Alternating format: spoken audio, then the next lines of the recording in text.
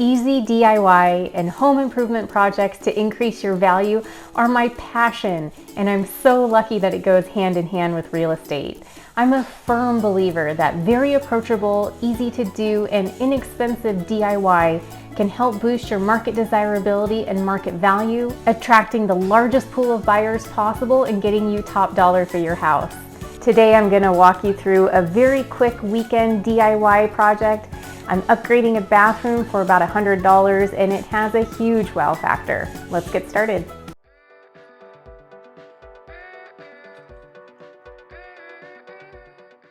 Hey everyone, welcome back to my channel. I'm Erica Monroe. I'm a realtor in the Bay Area and I specialize in Solano County. If you've watched my channel before, you know that I'm a huge DIY enthusiast. DIY allows you to add those special touches to your house without a huge upfront investment. And these are the details that speak to buyers. This is what they remember after touring a house. It just gives a perception of a higher value. When you see that every corner of your home has been touched, loved, it gives the perception that the house has been really well cared for and maintained. Let's get started with our bathroom upgrade. This is the before. This room just houses the toilet. It's part of a much larger master. It's a very functional space, but it feels small and claustrophobic. And this is something that we want to take into account when we're adding design. If you over-design or add too much decor to a space, it's going to have the perception that the room is even smaller than it was. And of course, we don't want that. We want to elevate the feeling of taller ceilings. We want the room to feel really nice and airy and make the whole room just feel more spacious. Step one is to determine how high we want that vertical shiplap to go.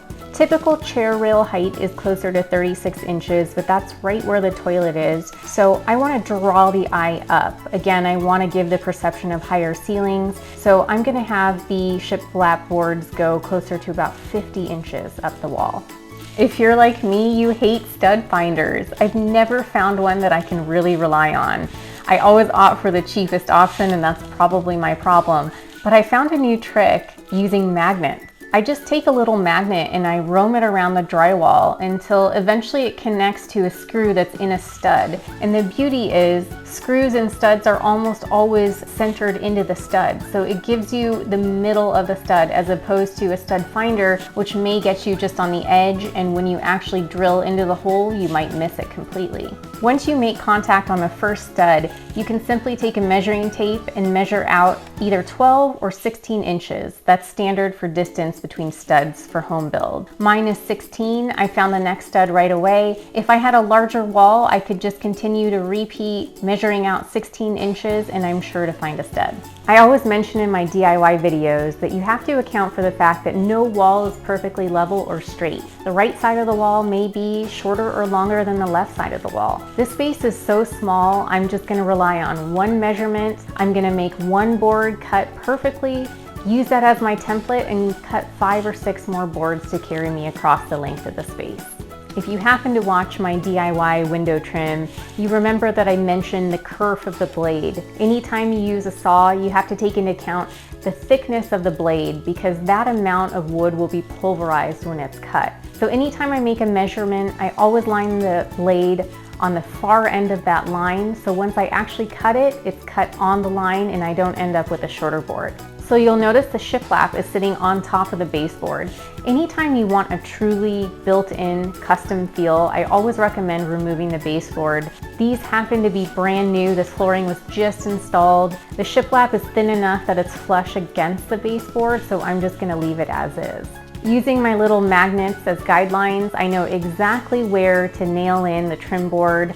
I'm just going to go vertically up from where those magnets are. I'm sure to hit a stud, and then I can quickly add in the shiplap boards.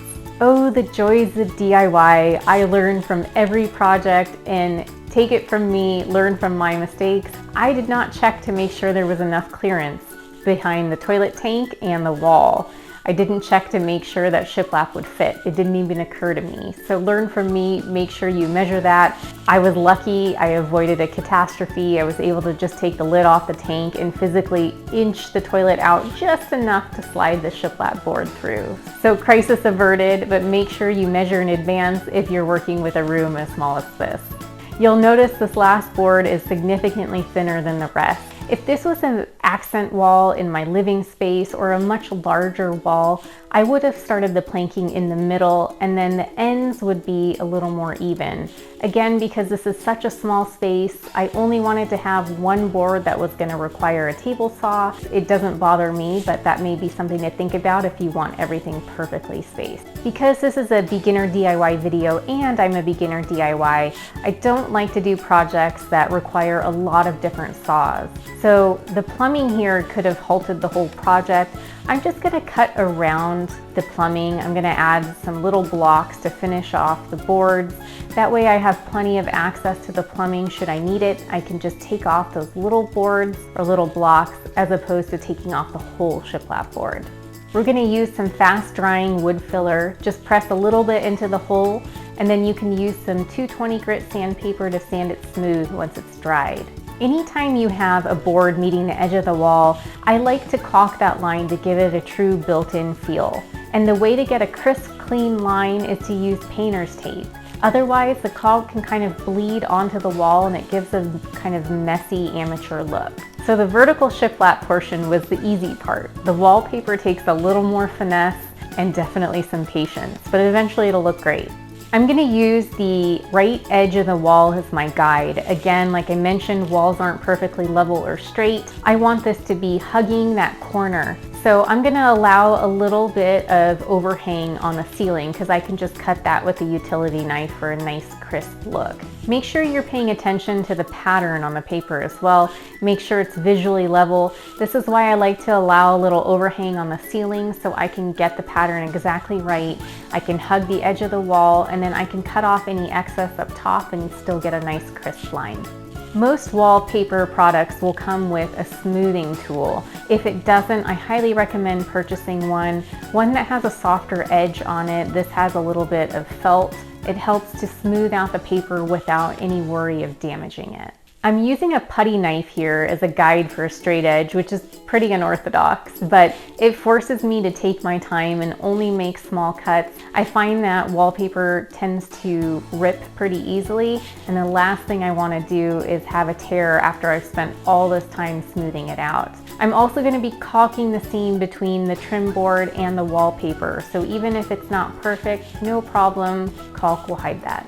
Lining up the pattern for the rest of the wall is going to be the most challenging thing. I don't want too much overlap between the two pieces of paper.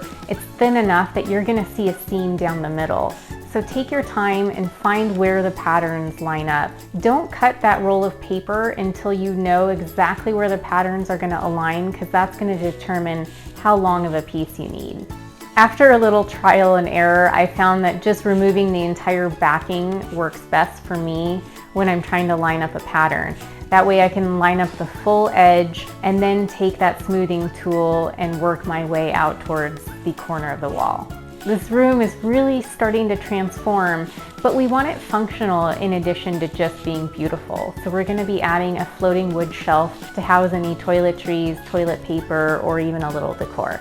Once I find the proper height for the shelf, I'm going to drill some pilot holes. This is going to alert me to whether I can utilize studs in the wall or if I'm just drilling through drywall. If I get resistance, I know I'm hitting a stud, in which case I can use regular screws. If the drill goes straight through the drywall without any resistance, I know that I'm going to have to use drywall anchors to give the shelf enough support. This floating wood shelf came with drywall anchors that screw directly into the wall. You don't have to do a pilot hole in advance. Just take your time. You don't want to strip the interior because this is what the screw is going to lock onto.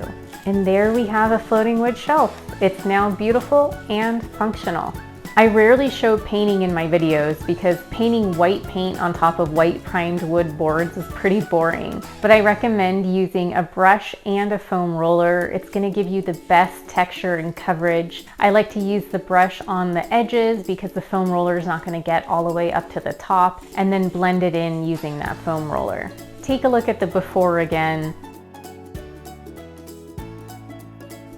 And look at this transformation. This is my kind of DIY project. It's quick, it's painless, and it gives so much character to a space that was once forgotten. It was never an eyesore, but now it's a memorable moment. This ties in with the rest of the aesthetic and decor of the house, and again gives a higher perception of value. If you want some additional project ideas to help boost your home's market desirability or market value, check out my beginner DIY window trim tutorial or my 5 inexpensive ways to help boost your home's desirability. Thanks so much for watching. Please like, comment, subscribe, ding that little bell so you're notified when I post my next video.